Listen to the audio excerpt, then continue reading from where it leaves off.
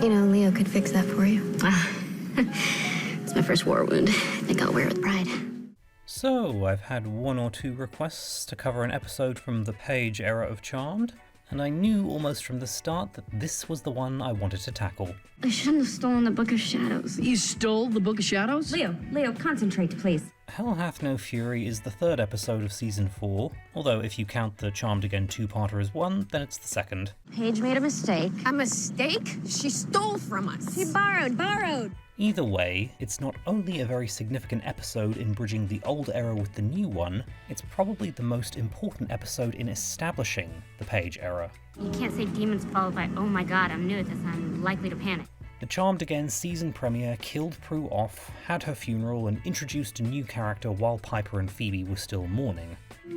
Our sister. Your baby sister. Hell Hath No Fury would be our first episode with a new Charmed one, and continuing the grieving process. We're barely ready for anything right now. And just dealing with our everyday normal lives is hard enough. Paige has now adjusted to her new role, and has begun throwing herself into learning as much as possible. But her thirst for knowledge causes lots of trouble when she opts to steal the Book of Shadows, take it to work with her, and use it to cast spells on her co-workers. Did you cast any spells? 1. 5. 5? This doesn't endear her to Piper, who is already being cold since she's still hurting from Prue's death. Why would you even leave her alone with it? Well, because she's our sister. Not for long. And, as their luck would have it, the demons of the week are the Furies, who are basically like the cancel mobs of today. Wouldn't that make them good? Well, these Furies have no temperance. They'll go after a shoplifter as soon as a murderer, and they take great pleasure in the kill. And when they get a hold of Piper, they turn her into one of them, because her unexpressed rage makes her vulnerable. Well, we have to close the portal of unexpressed fury. Unexpressed? I think she's been raging for days. That's because there's something she's not saying. Phoebe suspects that it's anger at her for her role in Prue's death, but Paige guesses that it might be directed at another sister. Phoebe's not the sister who abandoned you. It's Prue, isn't it? I said already that Hell Hath No Fury was the most important episode in the transition from Prue to Paige, and actually more so than the Charmed Again two-parter. We lost our sister. How can we ever understand that? While there were some very solid character moments in there that I look forward to covering in future, as a season premiere, it was more focused on plot.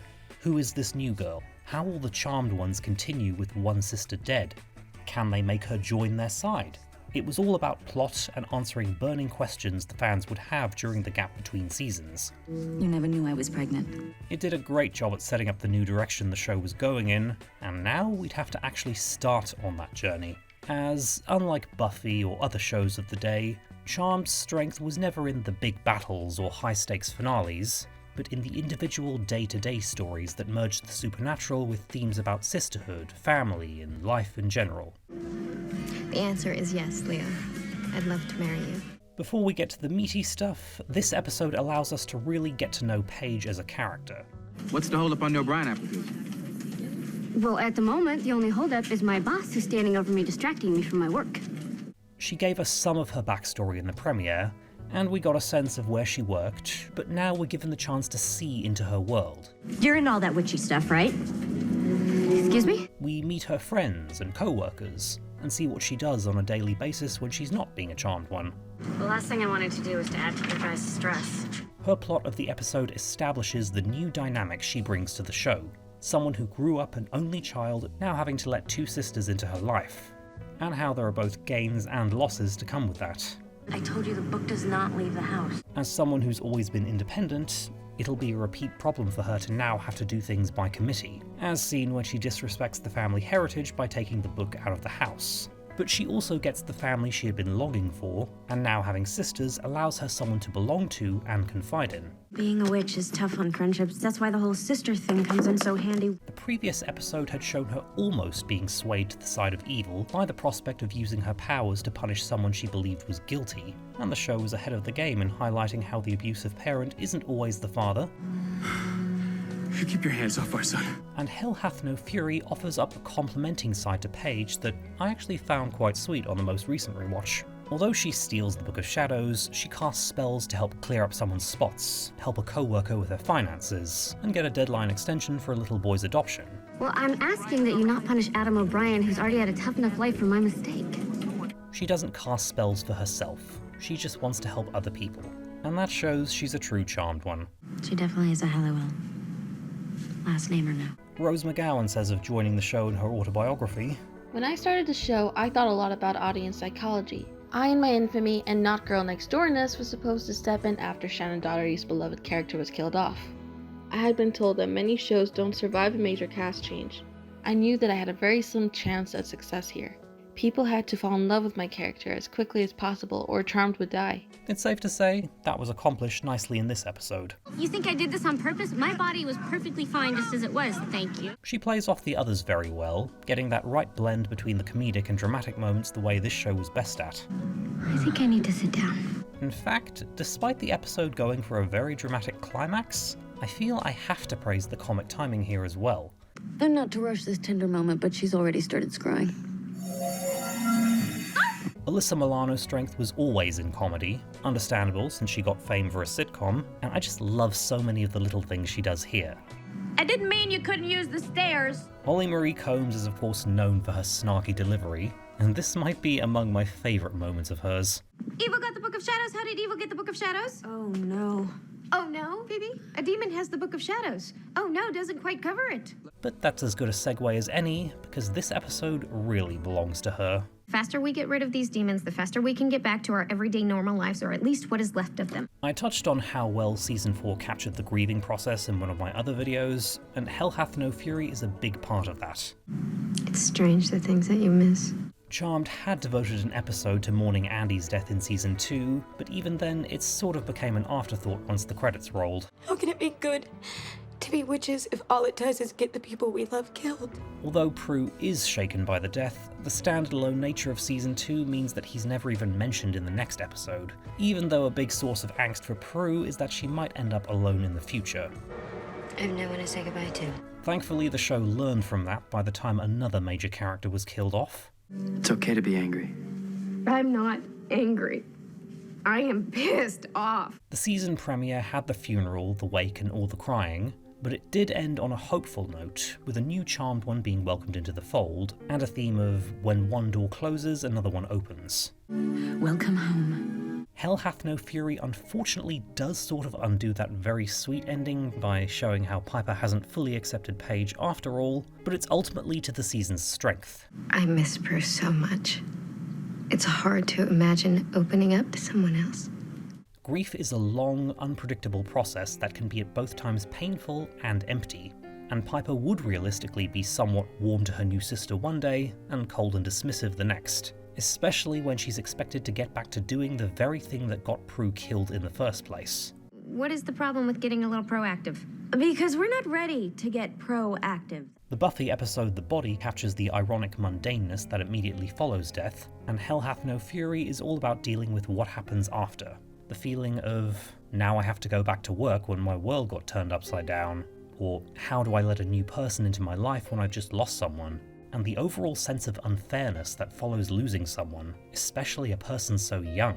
Why do you think I am doing all of this? For kicks? Honestly, I think you're doing it because it's easier than confronting what you're really feeling. The theme of the episode is unexpressed anger, focusing on the emotion that is often seen as the bad one, which it isn't. I know that you're angry. I am angry too. Inside Out would later get praised for showing emotions like anger and sadness as being necessary for healthy growth, and this episode does a similar thing.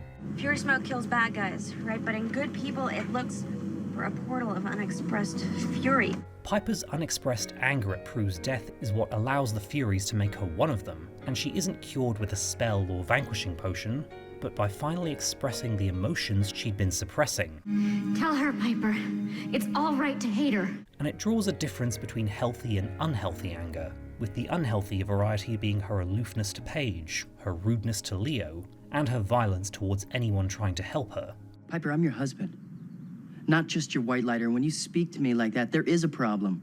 The healthy kind is acknowledging how helpless and frustrated Prue's death has made her feel, and allowing herself to feel those uncomfortable emotions she's been pushing away. And it's pretty fitting for this show. where powers are tied to emotions, and the powers can be affected by emotions that are being suppressed or not expressed healthily. So rather than just being aggressive, passive-aggressive, or suppressing, Piper is encouraged to get angry and feel her feelings to their full extent. And that leads to one of the best scenes across the entire series. Dare you! How dare you leave me? How could you go and die and leave me here all alone? Please don't. Holly Marie Combs. Wow. I need you, please go. I mean, her acting talents were never in doubt before, and even earlier in this episode she demonstrated great comic work, but this was just on a whole other level. If there was ever any doubt that she could carry the show as the new lead sister, then this scene is one big demonstration. It's okay. Not okay. Sometimes scenes like this can feel somewhat disingenuous, when attempts at intensity without substance can just feel manufactured, but this was perfectly done. She risked her life every day. She never thought about what would happen to me, and maybe she was gone.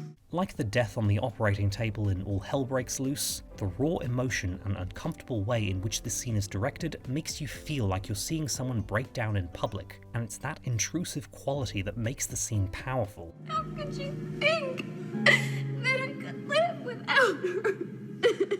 The show itself is saying yes, it's unfair. Yes, it's never going to be the same again. And feel free to scream and cry along with us. I mean, I'm never that sad about Prue's death, and even I find this scene very cathartic. It is okay to hate Prue. I love the way Paige is used here. A lot of ups and downs since Prue, like us all. Let's be real, Phoebe and Prue were never that close. It's so good to see you. Hi. Isn't it, Prue? I'm speechless. Phoebe always felt smothered by Prue acting more like a bossy mother than a sister, while Prue resented that Phoebe as the youngest was able to get away with more, not improving their relationship until after they became witches. Prue and Piper, by contrast, were always close, considering they were living together before they moved back into the manor, and Piper was going to be Prue's maid of honor before the series began. So obviously Prue dying was going to affect her more than Phoebe. And while they'd suffered loss before and could mourn her together, Phoebe was too young to remember losing their mother, and her reaction to their grandmother's death was to move across the country and cope in her own way. Actually, I was thinking about getting out of here. Paige, however, had to deal with losing both her parents very suddenly, at a much older age than the Halliwells were when they lost their mother. When my parents died, I hated them for it. I was alone, and I hated them. She's experienced the grieving process in a way the other two haven't, and as an aspiring social worker, she's likely had plenty of experience helping others going through it.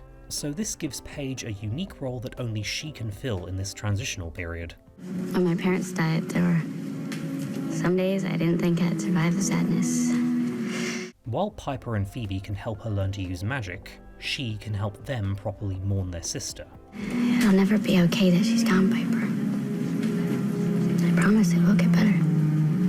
The way Paige is introduced and utilized in these episodes make her feel like a missing piece that completes the puzzle. With everything that happens in our lives, love just feels like an invitation for more pain. The episode's closing 5 minutes are among my favorite across the whole series. Maybe you don't start with love. Maybe you just start with thanks. No swelling music, no big dramatic moments, or overemphasizing what's supposed to be important. Just subtle, sincere emotion that's made powerful by its honesty and relatability. I've had bad hours, and hours that aren't quite so bad. The show says that overcoming a major loss isn't as simple as getting over it and moving on, but that it's a slow process, and every baby step is a big victory on its own. And letting someone new into your life isn't erasing the previous person from existing, or betraying their memory, but just allowing your life to go in a new direction, and how perfectly natural that is. Okay. The result is that, at the end of this subtle but brilliant scene that closes the episode, when Piper accepts Paige as part of the family, we do as well. And you are?